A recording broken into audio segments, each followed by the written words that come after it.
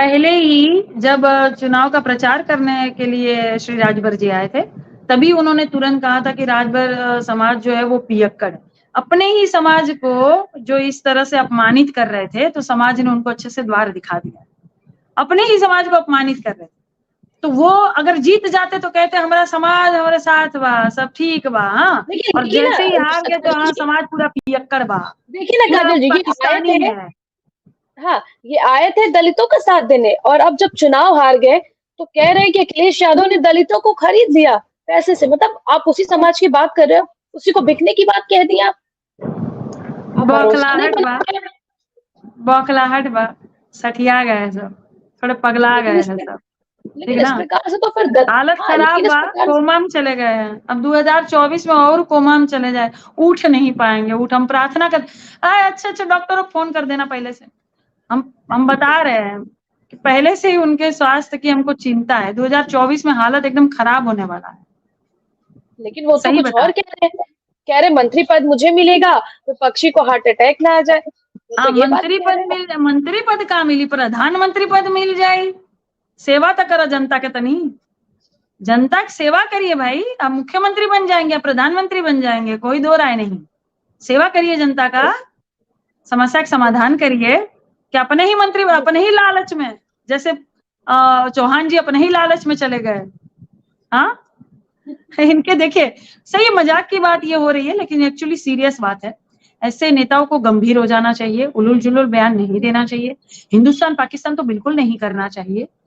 इनको जो है डेवलप की बात करनी चाहिए, मुद्दों की बात करनी चाहिए, जनता के समस्या पर बात करना चाहिए।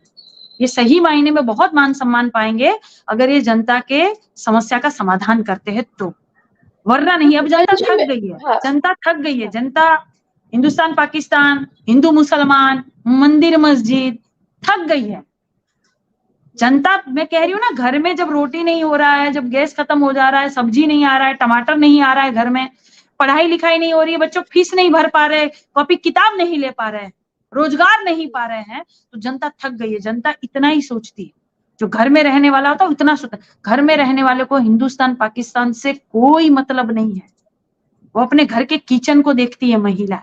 अरे जो भूखा है वो हिंदुस्तान पाकिस्तान थोड़ी ना देखेगा, वो तो अपनी रोटी जी देखेगा। और एक एक जी। आखिरी सवाल काजल जी, चाहे वो कोई भी क्षेत्रीय पार्टी आखिरी हो। सवाल हो नहीं रहा, लगातार आखिरी सवाल हो रहा है बस।